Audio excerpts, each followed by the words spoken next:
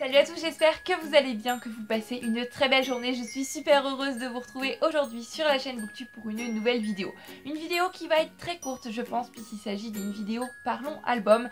Un album que j'ai reçu en partenariat et qui se prête très bien à cette fin du mois de novembre pour s'installer tout doucement dans l'ambiance de Noël qui arrive. Et autant vous dire que je n'ai qu'une hâte, c'est commencer les Bookmas, parce que là je me suis concocté une palle qui est juste magnifique et énorme.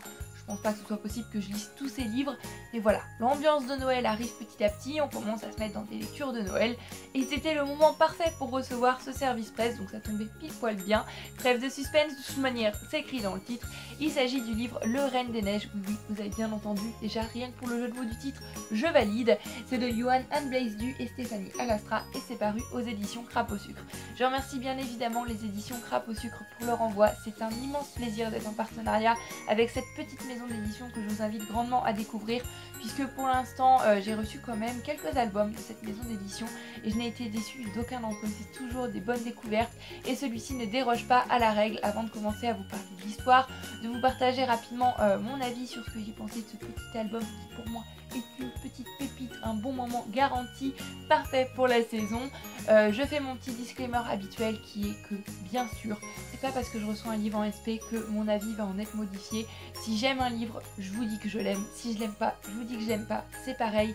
Personne ne pourra jamais acheter mon avis et me forcer à vous dire que j'aime quelque chose si ce n'est pas le cas. Voilà, on referme tout de suite ce petit disclaimer, cette petite parenthèse, et on en vient à l'histoire. Puisque oui, de quoi parle Le Reine des Neiges? Et bien comme d'habitude, je vais tout de suite vous lire la 4e de couverture. On y va, c'est parti. Généreux, ambitieux et imaginatif, Père Noël a 20 ans.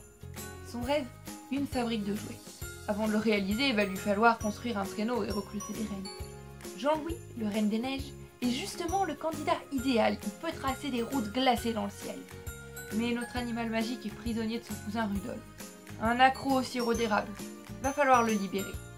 Avant de commencer à vous parler de l'histoire de ce que j'en ai pensé, je voudrais juste revenir rapidement sur l'objet livre qui est juste magnifique.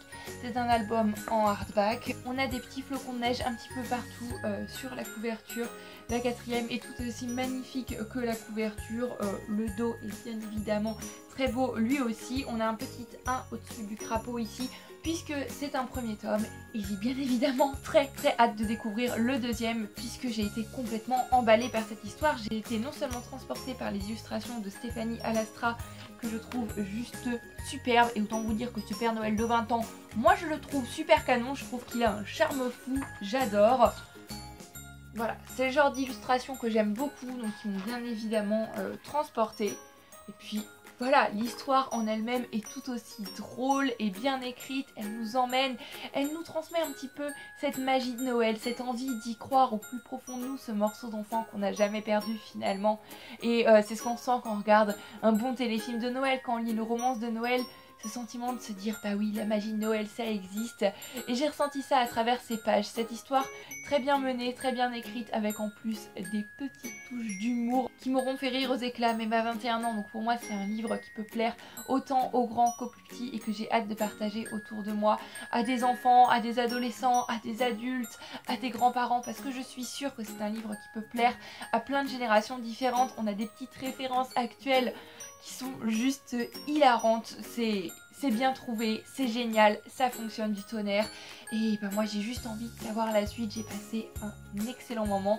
Je ne peux que vous inviter à découvrir ce livre qui est parfait pour commencer doucement la saison et se mettre dans l'ambiance de Noël qui arrive.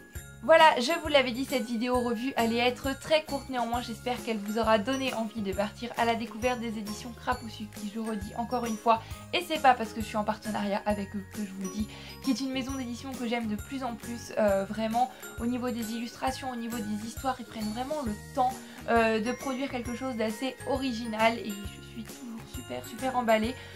Si vous posez la question au niveau du prix, cet album coûte 12 €.